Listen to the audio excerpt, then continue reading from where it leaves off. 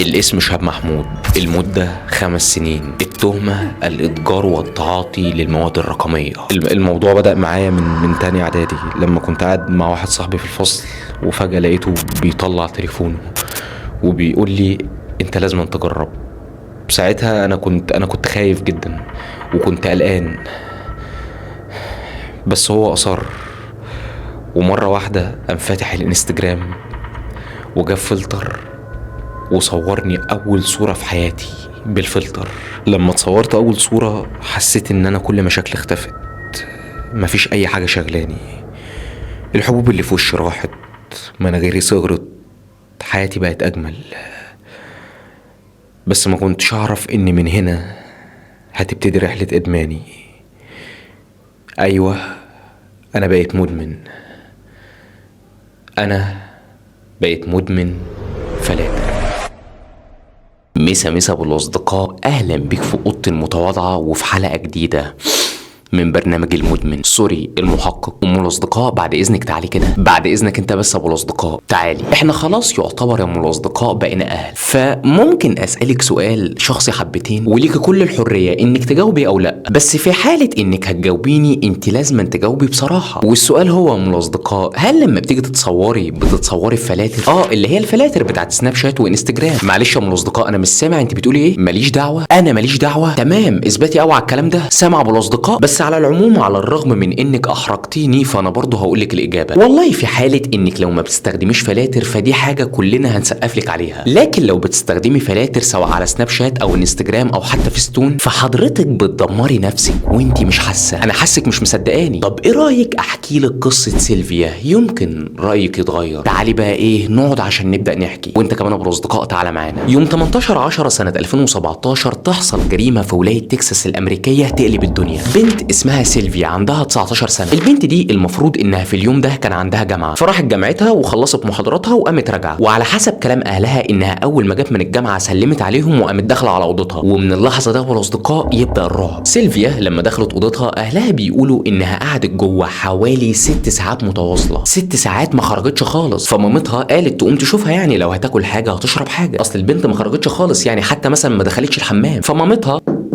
تخبط عليها، سيلفيا حبيبتي انت سامعاني؟ بس سيلفيا ما بتردش. فامها تخبط تاني، سيلفيا حبيبتي سامعاني ولا لا؟ بس برضو البت ما بتردش. فقالت ممكن تكون نايمه ولا حاجه، فتدخل تصحيها. فمامتها تحاول تفتح الباب بس الباب ما بيفتحش، وكأن الباب متربس من جوه، وده مش من عاده سيلفيا خالص. فمامتها تحاول تفتح وتخبط عليها تاني وبرضو البنت ما بتردش. فامها الفار ابتدى يلعب في عبها وقامت نادت جوزها وقالت له تعالى شوف بنتك. فابوها سيلفيا حبيبتي سامعاني؟ برضه البت ما بتردش. فيفضلوا حوالي ساعتين على المنوال ده لحد ما امها تقلق جدا وتقول لابوها اكسر الباب، اكسر الباب شوفها مالها. فابوها يكسر الباب، واول ما الباب يتكسر يلاقوا اصعب منظر شافوه في حياتهم. ابوها وامها لما دخلوا لقوا ان سيلفيا الاوضه كلها غرقانه بدمها، ولقوا ان شرايين ايديها الشمال كلها متقطعه، والاوضه حرفيا ما فيهاش حته ما فيهاش نقطه دم. فامها اول ما تشوف المنظر تنهار وتقع من طولها، وابوها ياخدها ويجري بيها على المستشفى عشان لما ابوها يروح المستشفى يلاقي ان سيلفيا ماتت. المهم ابوها لما رجع على طول كلم البوليس ييجوا يشوفوا ايه اللي حصل لبنته، لان بنتهم ما كانش عندها مثلا اي مشاكل نفسيه، فيقولوا ان هي ممكن مثلا اللي تكون عملت في نفسها كده. فالبوليس يجي يدور ويرفع البصمات ويشوف لو في اي ادله، لكن مفيش اي حاجه. لكن في ضابط كده وهو بيدور لقى ان في ورقه صغيره واقعه جنب السرير بتاع سيلفيا، ولما فتحها لقى مكتوب جواها لو انا مش قادر اشوف نفسي حلوه ومش قادر اتقبل نفسي في عين نفسي، الناس هتتقبلني ازاي؟ ويكون من الواضح من الخط اللي مكتوب في الورقه واللي باباها قال ان ده خطها ان سيلفيا هي اللي كاتبه الكلام ده. ولما الشرطه بدات انها تفتح تليفونها لقوا ان التليفون معلوش اي حاجه، لكن لاحظوا ان اخر ابلكيشن كان مفتوح على تليفونها هو الانستجرام، وتحديدا على المكان بتاع الفلاتر. وعلى حسب استنتاجات البوليس ساعتها قالوا ان محدش عمل كده في سيلفيا ولا حاجه، بل ان سيلفيا هي اللي عملت كده في نفسها. بس انت عارف يا ابو الاصدقاء، القصه دي تحديدا حصل عليها جدل، لان ناس كتير عايشين في ولايه تكساس قالوا احنا ما سمعناش عن حاجه زي كده قبل كده حصلت، وناس تانية قالت انهم بالفعل سمعوا عن حاجه زي كده حصلت. لكن مش ده المهم خالص، المهم هو الجدل اللي ابتدى يحصل في الطب النفسي على موضوع فلاتر التجميل ده اللي معظم الابلكيشنز بتاعت السوشيال ميديا عاملاها. وكان السؤال هنا، مش هنا انا، لا السؤال هنا يعني، هل ان احنا نستخدم فلاتر التجميل اللي هي بتكبر الشفايف وتصغر المناخير وتخلي البشره عامله زي توتة البيبي، هل استخدامنا للفلاتر دي صح صح ولا غلط؟ يعني دي حاجه عاديه احنا عادي ممكن نستخدمها، ولا الحاجه دي بتضرنا ضرر كبير؟ لان خلي بالك موضوع الفلاتر ده ما بقاش مجرد تغيير الوان في الصوره. في فلاتر موجوده على سناب شات وانستجرام تقدر تخليك بنفس ملامحك بس تعمل لك حاجه اسمها الفيتشرز اوف ايديال فيس، اللي هي ملامح الوجه المثاليه، تخلي وشك ما فيهوش اي غلطه ولا عيب. زي مثلا لام الاصدقاء ان هي ممكن تكبر شفايفك وتصغر مناخيرك وتدي تل بشرتك، مع اضافه الرموش وتوحيد لون البشره. والفلتر يحولك لو انت شبه تامر الجيار لكايلي جينر. ايه مش عاجبك تامر الجيار ولا ايه؟ انت طولي تبقى تامر الجيار، ده القدوه. طبعا حد دلوقتي بيستخدم فلاتر هيقول لي طب يا شباب عندك حل تاني؟ عندك فلاتر نستخدمها ما تضرناش. السؤال الاهم هنا هو مش ايه الفلتر اللي هنتصور بيه، بل هو احنا ليه اصلا بنستخدم فلاتر في صورنا؟ هيجي دلوقتي ابو الاصدقاء متعصب ويقول لي يا عم انت عبيط، ما انت لسه قايل بيستخدموها عشان يصغروا مناخيرهم ويكبروا شفايفهم. ابو الاصدقاء اطلع منها، مالكش انت دعوه، انا بكلم ام الاصدقاء. الموضوع ده بقى كان عليه جدل كبير بين العلماء النفسيين، لان في ناس كتير بتستخدم فلاتر في صورها، بس برضه في ناس ما بتستخدمش. هيجي واحد يقول لي طب يا شاب ممكن معلش اللي ما بيستخدموش دول ما عندهمش مثلا مشاكل في بشرتهم؟ هقول لك لا، لان مفيش بني ادم على كوكب الارض ده ما عندوش مشاكل لا في وشه ولا في بشرته، فاشمعنى بقى دول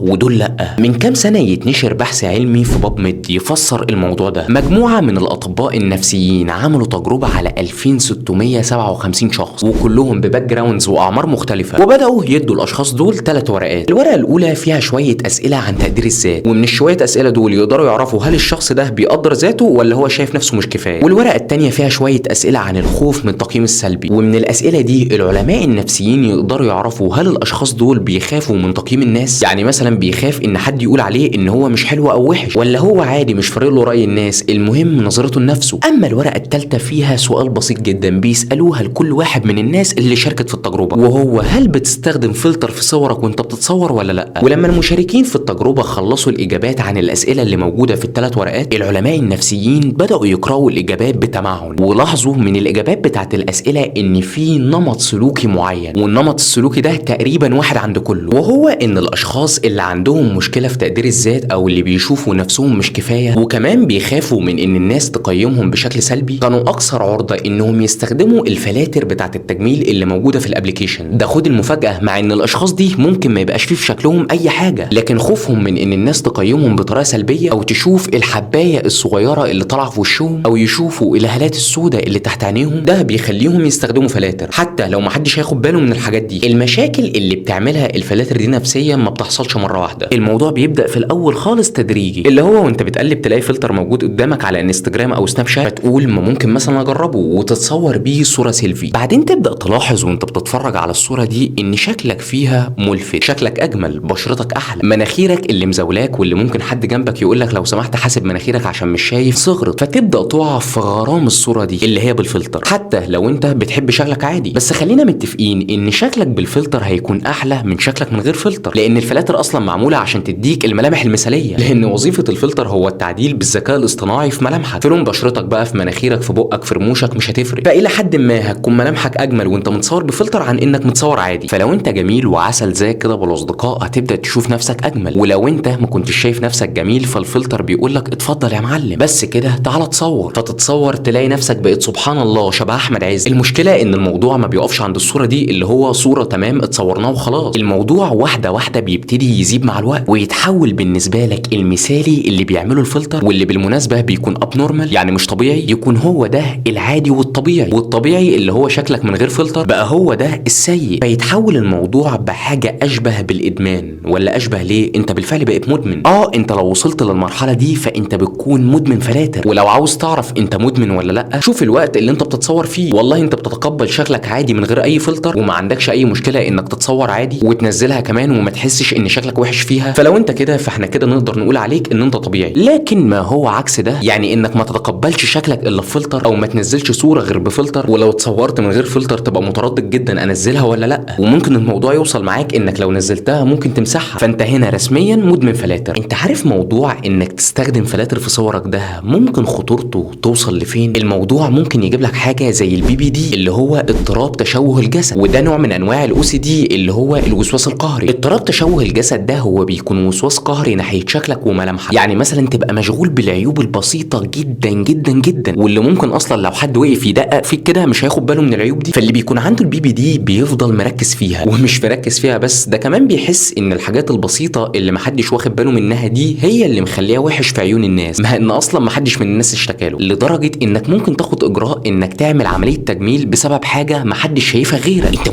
انت متخيل تقليبك على السوشيال ميديا واستخدامك للفلاتر ممكن يوصلك لايه؟ وبالمناسبه ده مش كلامي، ده كلام دراسه اتنشرت سنه 2024 في بابميد لما جم شويه اطباء نفسيين عملوا زي استبيان على مجموعه من السعوديين واللي كان عددهم 1483 شخص، والاشخاص دي اعمارها كانت بتبدا من 18 سنه. لما الدكاتره النفسيين شافوا النتائج بتاعه الاستبيان لقوا ان الاشخاص اللي عندهم BDD اللي هو اضطراب تشوه الجسد حوالي 25% من عدد الاشخاص اللي انا قلت لك عليهم. ولما سالوا ال 25% دول لقوا ان معظمهم بيستخدم فلاتر، وكمان بيقعدوا على السوشيال ميديا من 4 ل 7 ساعات في اليوم، على عكس الاشخاص اللي كانوا في نفس الدراسه واللي عملوا نفس الاستبيان بس كانوا بيقعدوا على السوشيال ميديا ساعه واحده في اليوم. دول كان عندهم نسبه اقل انهم يجي لهم BDD اللي هو اضطراب تشوه الجسد. يعني عندك ابو الاصدقاء ابلكيشن زي سناب شات ده ابلكيشن مرعب، والله العظيم مرعب، وده بسبب الفلاتر اللي موجوده جواه. يعني مثلا في 2018 الدكاتره التجميليين لاحظوا ان في السنه دي بالذات زادت عدد العمليات. الله، طب ليه؟ ولو ان معظمهم كانوا سيدات. فلما بداوا الدكاتره التجميليين يتناقشوا مع الناس اللي جايين لهم عشان عايزين يعملوا عمليه تجميل ويعرفوا ايه السبب اللي ورا عمليه التجميل، لقوا ان نسبه كبيره منهم قالوا ان الناس اللي بتجيلهم ما كانتش راضيه عن شكلهم، وانهم شايفين نفسهم في الفلاتر بتاعت سناب شات احسن. ده يا مؤمن لدرجه ان في دكتور تجميلي في الدراسه دي بيحكي ان في واحده جابت له صوره لسناب شات هي متصوراها وقالت له ان هي عايزه بالظبط تبقى زي الصوره دي، وطبعا الصوره الفلتر مكبر اماكن ومصغر اماكن ولاعب في وشها 180 درجه، وهي عايزه بالظبط تبقى زيها زي الصوره. الناس والله العظيم اتجننت ابو الاصدقاء. فين ايام ما كانت الست تقف قدام دكتور حسام ابو العطا ابو شنب ده ويقعد يلعب في شنب ويقول لها تمام انت محتاجه كذا، نعمل البرازيليه، نشيل اللاتينيه. لا، ده دلوقتي الناس بقت بتروح بصور سناب شات. المشكله ان مع الاضرار الكبيره دي في اعداد مهوله لسه بتستخدم فلاتر، ومش ناس قليله، ده اعداد مهوله. يعني تخيل معايا ان 90% من الشباب اللي موجودين في الولايات المتحده بيستخدموا فلاتر في صورهم. 600 مليون شخص موجودين على منصات ميتا زي فيسبوك او انستجرام او واتساب بيستخدموا فلاتر في صورهم. وبالمناسبه 600 مليون ده رقم مش قليل خالص، ده تقريبا ربع عدد مستخدمين منصات ميتا. وكمان لو شلنا اكونت ستك وجدك وعم احمد السباك وعم ادريس البواب واخوه الصغير هتلاقي ان اكتر من نص اللي بيستخدموا منصات ميتا بيستخدموا فلاتر في صورهم. فايه بقى يا الاصدقاء، احنا خايفين عليكي. عايزين بقى نرجع نستخدم هاشتاج نو فلتر نو ميك اب تاني، عايزين صورنا ترجع طبيعيه. عايز لما اشوف الصور كده ما اعرفش افرق هل ده ابو الاصدقاء ولا ام الاصدقاء. المشكله ايه بقى هنا في مصر ان هم بيستخدموا هاشتاج نو فلتر، ده غلط خالص. تلاقي حاطه هاشتاج نو فلتر تحت الصوره وهي اصلا عامله فلتر على الابلكيشن باسمها. تقول